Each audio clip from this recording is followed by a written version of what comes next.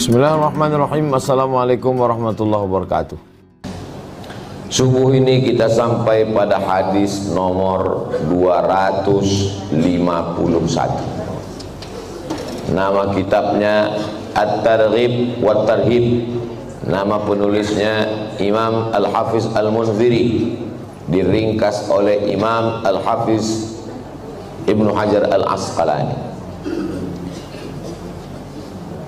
Wa bihi wa ilaihi qala al-musannifu rahimahullah an Abi Musa al-Ash'ari radhiyallahu anhu. Diriwayatkan dari sahabat Nabi namanya Abu Musa al-Ash'ari. Kita ini akidah kita namanya akidah Imam Abul Hasan al-Ash'ari. Fikihnya fikih Imam Syafi'i. Akidahnya disusun Imam Abul Hasan al-Ash'ari, keturunan dari sahabat Nabi Abu Musa al-Ash'ari. Saking cintanya orang dengan mazhab ulama ini, maka berapa orang namanya Ash'ari. Pendiri Nahdlatul Ulama Kiai Haji Hashim Ash'ari. Keluarga kita pun berapa orang. Dulu imam di Masjid Habibur Rahman Dumai, Ustadz Ash'ari. Orang dulu kalau mengasih nama anak itu nama-nama ulama, Syafi'i, Ash'ari, Ghazali, Suyuti. Sekarang Ronaldo, tak pandai main bola. Annahu sami'a Rasulullah sallallahu alaihi wasallam, dia mendengar Nabi Muhammad bersabda. Apa kata Nabi sallallahu alaihi wasallam? Mal'unun, terlaknat, dilaknat Allah. Laknat itu bahasa Arab, artinya ba'idun anir rahmah, jauh dari rahmat kasih sayang Allah. Kita semua ini bisa datang ke masjid ini karena sehat atau karena rahmat Allah? Karena rahmat Allah. Buktinya mana yang sehat masih tidur di rumah? Kita masuk surga karena pahala sholat kita atau karena rahmat Allah? Karena rahmat Allah. Bagaimana kita mau menebus surga kekal selamanya, ditebus dengan 2 rakaat sholat subuh? Maka karena rahmat Allah. Makanya dalam sholat itu kita minta rahmat Allah. Rabbighfirli warhamni, rahmati aku. Orang mati kita doakan minta rahmat, Allahumma gfir lahu warhamhu. Maka disebut dia dengan orang yang dirahmati, almarhum. Mal'unun ba'idun anir rahmah, jauh dari rahmat Allah, tak dapat rahmat Allah. Siapa itu orang yang terlaknat, yang tak dapat rahmat itu? Man sa'ala biwajhillah, meminta duit ke orang, meminta nasi ke orang, meminta baju ke orang, meminta bantuan ke orang, biwajhillah, dengan menyebut dengan kemuliaan Allah. Bu, tolonglah berasnya, tak ada beras saya. Demi kemuliaan Allah Bu, demi Allah Pak, kasihlah beras. Nah, itu orang yang dilaknat Allah Subhanahu wa ta'ala. Ustaz Somad tapi selalu membuat iklan untuk membantu pesantren Nurul Azhar YTWU. Itu bukan untuk perut Yayasan Tabung Wakaf Umat, itu untuk sekolah setahun 25 orang gratis. Sudah tahun ketiga sekarang. Nanti pulang dari sini meletakkan batu pertama di Palas, Simpang Bingo, belok kiri. Kalau dulu bingung orang mau belok kemana, nah, nanti sampai Simpang Bingo belok ke kiri. Sebelum TPU Kopit, di sebelah kanan ada namanya Pesantren Nurul Azhar YTWU, Yayasan Tabung Wakaf Umat. Sebelum sampai ke TPU, singgahlah ke YTWU. Kalau sudah sampai ke TPU, jangan lagi mampir ke YTWU, karena kami tidak menerima hantu. Nah, jadi kalau mau datang menengok pesantren dan membawa nama Allah untuk pribadi, untuk perut, untuk sejengkal batang leher, membawa-bawa nama Allah, mal'un, dilaknat Allah SWT. Kalau minta-minta aja. Wa mal'unun man usuila biwajhillah summa mana'a sa'ilahu. Dilaknat juga orang yang diminta. Kalau kita meminta bawa-bawa nama Allah, terlaknat. Nah, sekarang yang diminta, misalnya kita sedang duduk-duduk di rumah, tiba-tiba datang orang mengetuk pintu. Assalamualaikum Bu Haji. Waalaikumsalam. Mintalah beras agak sekaleng susu. Oh, tak ada lagi, sulit ini sekarang. Demi Allah Bu, tak kita kasih, kita pun dilaknat juga. Summa mana'a, dan dia tidak mau mengasihi orang yang meminta itu. Kenapa? Karena orang itu sudah meminta dengan menyebut nama Allah. Malam yas'al hujran, selama orang itu tidak meminta yang jelek-jelek, yang buruk-buruk. Boleh saya minta Pak? Mau minta beras? Enggak. Mau minta teh? Tidak. Mau minta air putih? Tidak. Mau minta apa? Minta ganja agak 3 amplop.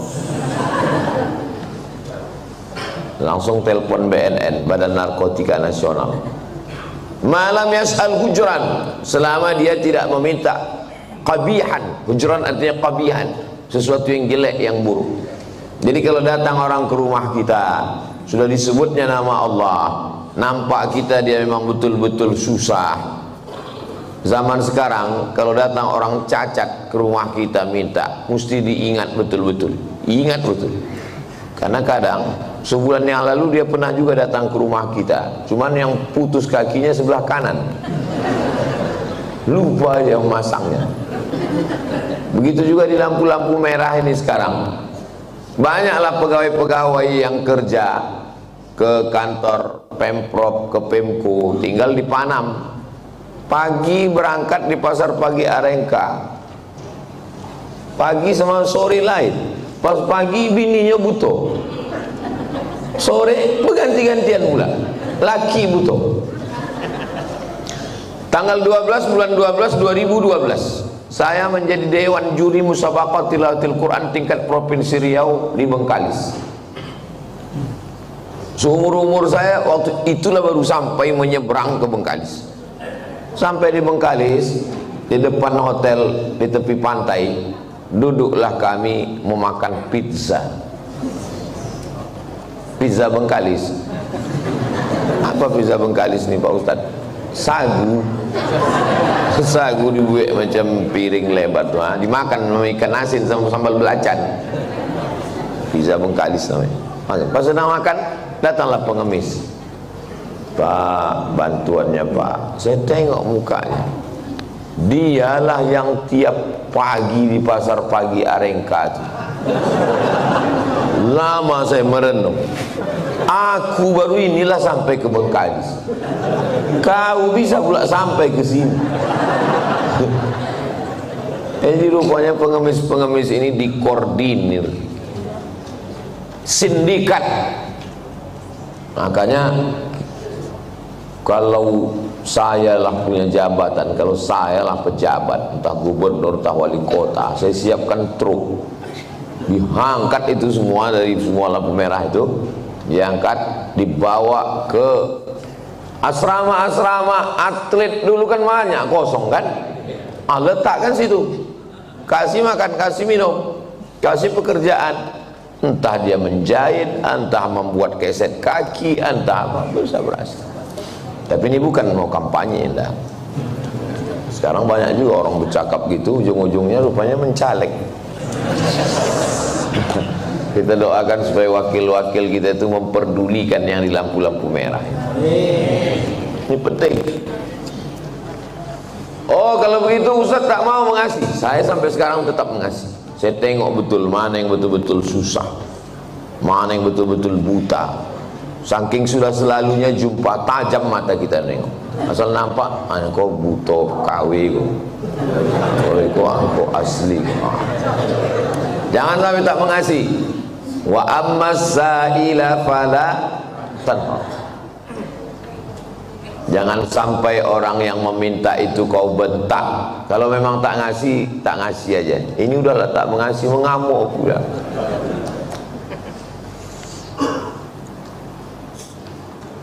Rawahu Tabrani, hadis ini diriwayatkan oleh Imam At-Tabrani. Imam Tabrani itu nama kitabnya Al-Mu'jam Al-Kabir, Al-Mu'jam As-Saghir, Al-Mu'jam Al-Awsat.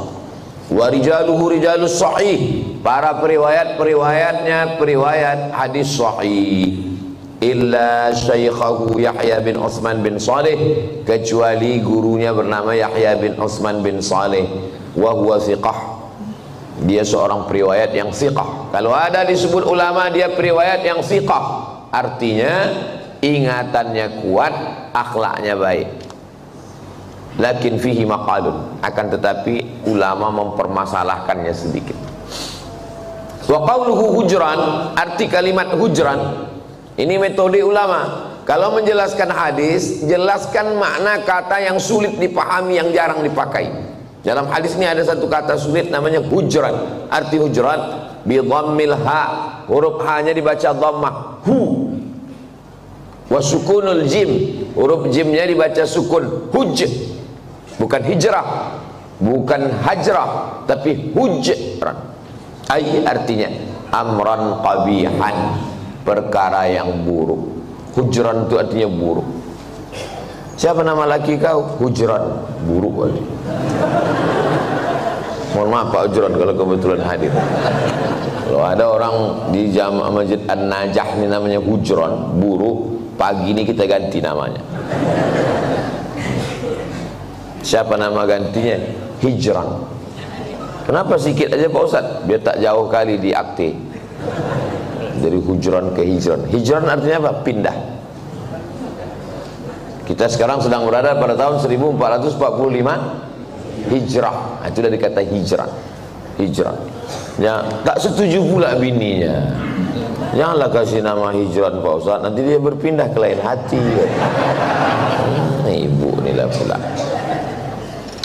Wa ruwiya an Abi Ubaidah, diriwayatkan dari Abu Ubaidah Maula Rifa'ah bin Rafi', hamba sahaya dari Rifa'ah bin Rafi'.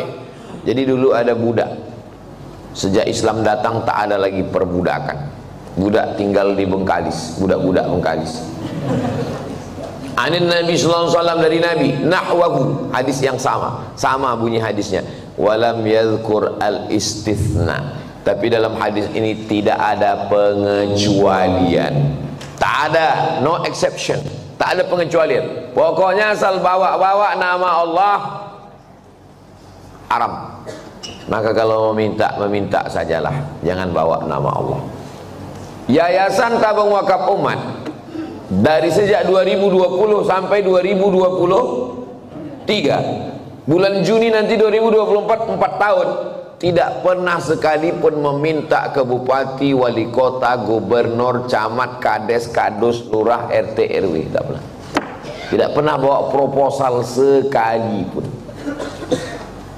Tak pernah saya, Ustaz Somad, ayolah kita bawa proposal untuk meminta. No. Prinsip kami begitu. Kenapa tidak mau bawa proposal? Karena kalau kita bawa proposal ke pejabat-pejabat ini, kalau sudah dapat nanti duitnya, macam ikan temakan mata kail pancing. Nanti sampai masanya, ada masanya ditarik. Dibiarkannya kita lepas, habis itu ditariknya. Kapan ditariknya? Pas dekat-dekat pilkada. Makanya saya bebas bicara. Kenapa bebas? Karena tak pernah temakan mata kail pancing. Pernah rupanya Ustaz dipancing orang tuh selalu pancing, kasih duit sekotak. Saya suruh sama yang bawa itu, serahkan duit ini ke panti asuhan Pajar Harapan di belakang Kopi Sunda. Serahkan orang, sudah potong. Sangkanya temakan saya pancing. Itu mana temakan saya? Tahu saya kotaknya kecil. Coba kok dikirimin sekoper, bisa kita bagi. Setuju Bapak Ibu? Diam pula. Dalam hadis diam itu tanda setuju. As-sukutu alamatur ridha. Kirim mobil, Ustaz, mobilnya sudah kami kirim dari Jakarta, sebentar lagi lewat Merak Bakauheni. Alhamdulillah, insya Allah nanti akan saya kirim ke panti asuhan. Kalau gitu tak jadilah Pak Ustaz gitu. Awak mau dipancingnya, kecuali dikirimnya pesawat pribadi. Setuju Bapak Ibu? Setuju pula.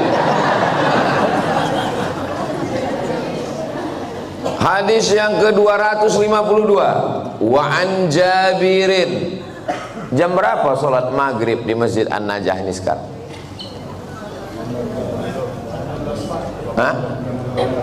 Jam 6:04. Berarti jam 6:04 nanti kita sudah boleh sholat sunat isyraq. Saya sebetulnya pura-pura bertanya aja. Jam 6:04 nanti kita sholat sunat isyraq. Hebat Masjid An-Najah nih. Ada pula TV-nya di atas. Saya sarankan masjid-masjid di Pekanbaru, tirulah Masjid An-Najah. Jadi jamaah yang tak bisa menengok Ustaz, bisa dia menengok TV. Pakai AC, pakai kipas angin. Jadi tenang orang di dalam masjid, nyaman. Kaligrafinya bagus, Qurannya rapi, nampak tak pernah dibaca. Bagus. Kami baca Pak Ustadz, ini karena mau pengajian, ini kami rapikan. Tahunya saya itu. Wa an Jabir, ada sahabat Nabi namanya Jabir radhiyallahu anhu. Qala, dia berkata, qala Rasulullah sallallahu alaihi wasallam, Nabi Muhammad bersabda, kalau kita dengar orang mengucapkan nama Nabi, maka ucapkan Allahumma salli ala Sayyidina Muhammad wa ala ali Sayyidina Muhammad. Saya Pak Ustaz dalam hati bagus, jahar bagus. Yang penting banyak-banyak bersodakoh. La yus'alu biwajhillah illal jannah. Tidak boleh meminta membawa nama demi kemuliaan Allah illal jannah, kecuali kalau meminta surga. Dan meminta surga tidak kepada manusia, minta surga hanya kepada Allah. Allahumma inni as'aluka biwajhika, aku meminta kepada engkau berkat kemuliaanmu ya Allah, kasihlah aku surga. Bagus. Tapi kalau minta dunia, aku memohon kepadamu Pak RT, demi kemuliaan Allah, kasihlah aku. Oh, tak bisa. Kalau minta aja kepada manusia, jangan bawa-bawa biwajhillah, dengan kemuliaan Allah, karena itu hanya layak dipakai untuk meminta surga. Inilah dalil bahwa meminta surga itu hukumnya boleh. Ini sekarang banyak pengajian, jangan minta surga, karena kita minta surga berarti kita tidak ikhlas. Mintalah Allah. Nabi aja nyuruh minta surga. Wasari'u ila maghfiratin min rabbikum wa jannatin wa'arduha as-samawati wal ard. Bersegeralah kamu beribadah kepada Allah, meminta ampunan dan meminta surga. Allah menyuruh minta surga, Nabi menyuruh minta surga. Datang pula ustaz berceramah, jangan minta surga. Berarti curiga kita, ini ustaz apa ini? Minta surga, silakan minta surga. Maka kita berdoa waktu tawaf itu dari rukun Yamani ke Hajar Aswad. Allahumma inna nas'aluka ridhaka wal jannah. Kami minta ridhamu dan minta surga. Mudah-mudahan kita semua masuk surga insyaallah. Rawahu Abu Daud. Hadis ini diriwayatkan oleh Imam Abu Daud. Nama kitabnya Sunan Abi Daud. Berapanya kitab hadis nih Pak Ustaz? Ratusan. Tapi yang dipegang kuat Ahlus Sunnah wal Jamaah 6 kitab Indo. 6 itu bahasa Arabnya sittah, maka disebut dengan kutub sittah. Kalau 1 kitab, kalau 2 kitaban, kalau 3 kutub. Bahasa Arab begitu. Beda tunggal sama banyak. Kalau bahasa Indonesia, kalau satu kitab, kalau banyak kitab-kitab. Kalau bahasa Arab, kalau satu kitab, kalau banyak kutub.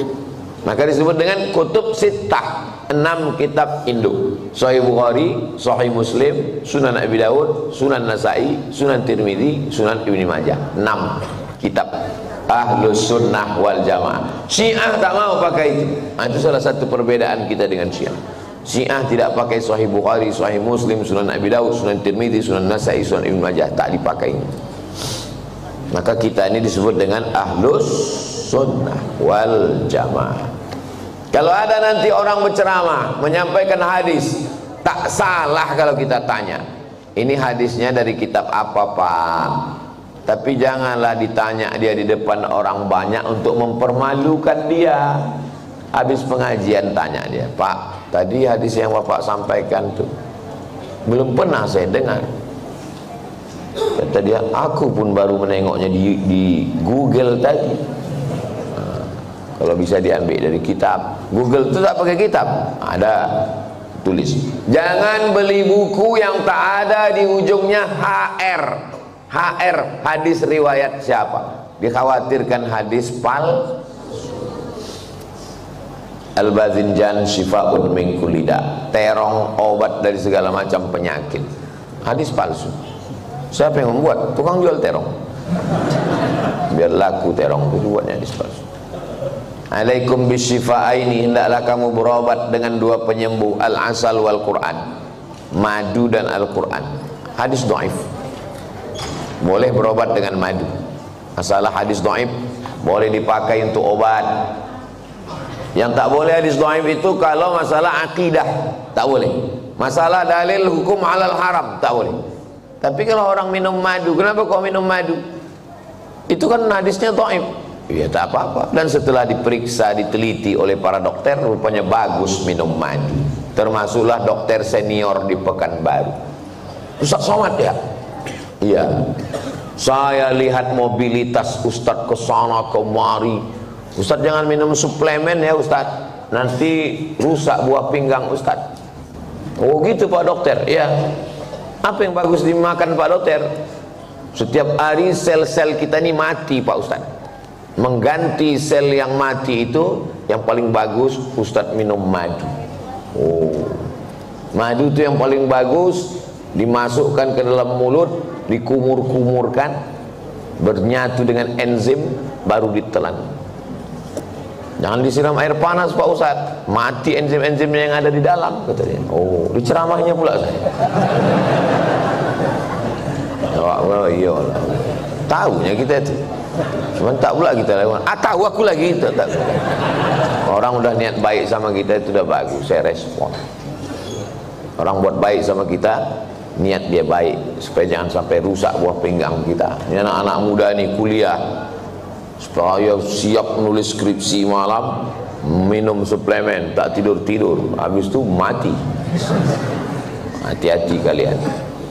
Yang sehat-sehat aja, makan sehat, jangan makan yang aneh-aneh, jangan makan olahan, jangan makan pakai pengawet, makan biasa aja. Saya di mana-mana undangan dari Sabang, Papua, Malaysia, Brunei, pasti tuan-tuan rumah tuh nanya, apa makanan kesukaan Ustadz itu? Ikan asin sambal belacan, daun ubi tumbuh, pakai santan. Menitik pula air liur mengenang. 253 hadis terakhir nomor 253. Wa an ibni Umar, dari ibnu anak Umar, dari anak Umar. Anak Umar itu bukan nama. Anak Umar itu bukan nama. Kau siapa? Aku anak Ustaz Somad. Itu bukan nama. Namanya siapa? Mizyan. Namanya siapa? Sami. Ibnu Umar, anak Umar, bukan nama. Nama dia siapa? Abdullah bin Umar. Abdullah anak Umar. Nama kau siapa? Nama saya Ibnu Mas'ud. Itu bukan nama. Itu dikasih ayahku, kata dia. Itu yang tertulis di KTP. Jadi tak ada nama kau. Itulah nama saya Pak Ustaz. Ayalah kita panggil aja lah itu, apa lagi? Dipanggil nama Ibnu. Siapa nama? Ibnu. Nama itu Umar, Abdullah, Abdurrahman, Abdurrahim, Abdul Somad. Radhiyallahu anhuma, Allah meridhai keduanya. Kalau disebut sahabat Nabi, maka sebut radhiyallahu anhuma, Allah meridhai keduanya. Kenapa dua Pak Ustaz? Umar bin Khattab ayahnya, Abdullah anaknya. Abdullah bin Umar. Abdullah bin Umar ini punya kakak namanya Hafsah. Hafsah ini menikah dengan Nabi. Salah satu istri Nabi itu namanya Hafsah, anak Umar bin Khattab. Berarti yang meriwayatkan hadis ini adalah adik ipar Nabi. Komplek perumahan Umar bin Khattab itu, kalau kita ke Masjid Nabawi, menghadap kita ke arah kiblat. Ini tempat imam, sebelah kanan ini mimbar tempat Nabi khutbah, sebelah kiri ini makam Nabi. Panjang umur sehat badan, mudah-mudahan kita berangkat umroh. Ongkos tanggung masing-masing. Sebelah kiri ini kuburan Nabi. Di depan kuburan Nabi nih, di depan kuburan Nabi nih ada jendela terbuka. Jendela yang paling lama terbuka di dunia, jendela itulah 1400 tahun tak pernah ditutup. Kami Pak Ustadz sering umroh tak pernah nampak kami. Memang tak pernah ditengok. Nanti kalau berangkat umroh tengoklah, ada jendela sebelah kanan depan makam Nabi. Itu rumah keluarga Umar. Karena waktu itu perluasan Masjid Nabawi. Waktu perluasan Masjid Nabawi mau ditutup, kata Hafsah anak Umar, aku setuju ditutup, tapi syaratnya tutuplah yang lain, tapi jendelanya jangan tutup. Maka jendela itu dibiarkan terbuka sampai hari ini, terbuka terus. Itu komplek perumahan Umar bin Khattab. Kalau Abu Bakar sebelah kanan, rumah Aisyah sebelah kanan, perumahan keluarga Abu Bakar Siddiq radhiyallahu anhu. Yang tempat-tempat sejarah ini udah banyak hilang sekarang. Wa an ibni Umar, hadis ini diriwayatkan dari Abdullah bin Umar radhiyallahu anhu, qala qala Rasulullah SAW, Rasulullah bersabda, man ista'adza billah fa'idzuhu. Siapa yang datang kepadamu minta perlindungan, dibawanya nama Allah, lindungi dia. Tiba-tiba tak ada angin, tak ada hujan, besok pagi datang orang mengetuk pintu. Assalamualaikum Pak. Assalamualaikum. Demi Allah, demi kemuliaan Allah, tolong lindungi saya Pak. Kita lindungi atau tidak? Tengok dulu. Tanya dulu, kau lari kenapa? Saya kena razia lalu lintas Pak. Serahkan ke Pak Polisi. Kenapa Ustaz tiba-tiba ingat lalu lintas? Nampak saya Pak Polisi masuk. Tengok dulu, karena sekarang banyak penipu, pembohong, membawa-bawa nama-nama Allah Subhanahu wa ta'ala. Tapi kalau jelas dia minta perlindungan karena Allah, kata Nabi, fa'a'izuhu, lindungi dia. Wa man sa'ala billah, siapa yang meminta membawa nama Allah, biasanya orang bawa nama Allah itu dua. Pertama, main-main, pembohong, penipu, pengkhianat. Yang kedua, memang betul sangat-sangat susah. Maka kata Nabi, fa'utuhu, kasih dia. Tolonglah Pak, saya udah tak makan 3 hari. Tengok, gemuk pula dia dari Ustaz Somad lagi. Ngaku tak makan 3 hari, bohong, bawa nama Allah. Tolonglah Pak, udah tak makan 3 hari. Sebab kata orang Melayu, ditakik bibirnya tak berdarah Pak Ustaz, saking pucatnya. Tak juga dikasih orang. Atas nama kemuliaan Allah Pak, kasihlah dia cepat. Belikan lontong sayur ke Jalan Garuda Sakti tempat Pak Yusuf. Kenapa Ustaz tiba-tiba ingat Pak Yusuf? Karena dialah jadwalnya. Saya makan di situ, saya suka sarapan di situ, makan lontong Medan. Asal sarapan minta jadwal Pak Yusuf. Kasih. Akhirnya dapatlah jadwal.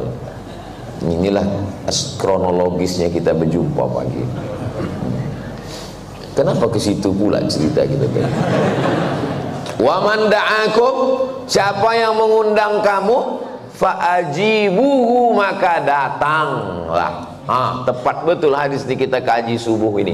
Banyak undangannya nanti kan. Undangan akikah, undangan walimah, undangan nikah, undangan besunat, undangan khitan, undangan macam-macam berdatangan undangan. Dan kami memang YTWU punya program setiap hari Sabtu itu ada khitan massal. Daftarkan segera anak dan suami Anda. Mana tahu ada laki yang belum bersunat. Dan khitannya ini pakai metode namanya sunatron. Gunakanlah khitan sunatron. Bersunat cepat, langsung pakai celana. Pagi khitan, akad bisa, sore bisa akad nikah. Banyak yang mau masuk Islam takut bersunat. Sunatron ini mudah sekali. Sunat pagi, kalau ada yang mau mencoba silakan. Anak saya sunat umur 8 hari. Lahir dia, seminggu sesudah itu datanglah Ustaz Al-Nom. Kata Ustaz Al-Nom, rancak kalau anak buya kau awak praktekkan sunatron kau. Kemudian anak urang saya awak khitan anak awak. Ayolah Ustaz, bila gue bila ambo pai. Pas saya sedang pergi, disitulah disunat orang tua. Karena kalau saya ada di situ tak sanggup saya menengok. Saya ini memang kalau ceramah keras, tapi hati saya lembut. Sampai hati saya menengok anak saya itu disunat. Pas sudah pulang, udah selesai disunat. Bagus anak-anak kecil ini disunat. Ya, ada undangan khitan datang. Kalau kita diundang orang, ini hari Sabtu, besok hari Ahad, penuh surat undangan datang. Orang pun mulailah mengseleksi surat undangan. Ini pejabat kantor gubernur, ini duluan. Ini pejabat Pemko, ini nomor 2. Ini orang kecamatan, ini level 3. Ini RT, nanti aja lah. Bukan begitu cara menyusun undangan. Cara menyusun undangan adalah wal jarizil qurba, tetangga yang ada hubungan kerabat. Mana undangan yang selusin ini, pilih dulu mana yang ada tetangga yang ada hubungan kerabat. Itu nomor 1, ring 1. Yang nomor 2, wal jaril junubi, tetangga yang tak ada hubungan kerabat. Habis itu baru yang lain-lain. Ini dipilih orang kaya, pejabat. Rupanya kalau kita mati datang orang kaya itu rupanya. Mana dari kaya? Kalau kita mati, tetangga dekat rumah kita itu yang datang. Dia yang menggotong jenazah kita. Makanya baik-baik sama dia. Kalau kita sombong, angkuh, memang diangkatnya juga agak dibanting-bantingnya sedikit.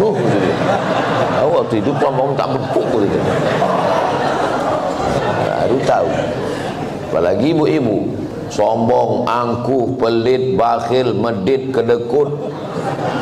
Pas mati, tak peduli sama masjid, tak peduli sama agama. Anak tak ada yang pandai memandikan jenazah. Habis jenazah kalian. Disemburnya macam dorsmir.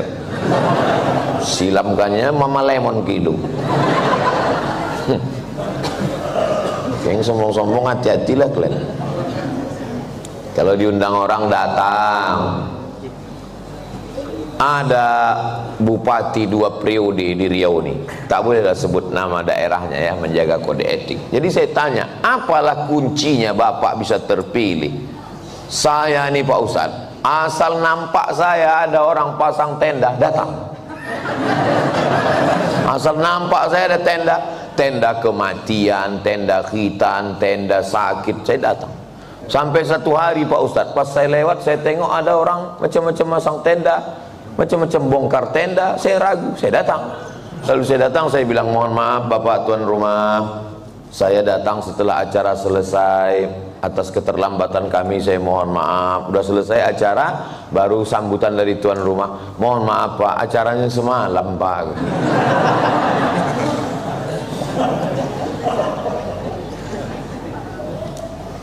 Jadi memang rupanya manusia ini kalau kita datang itu berkesan 3. Pertama, waktu keluarganya mati. Yang kedua, waktu nikah. Yang ketiga, waktu sakit. Tengoklah dia waktu 3 hal ini.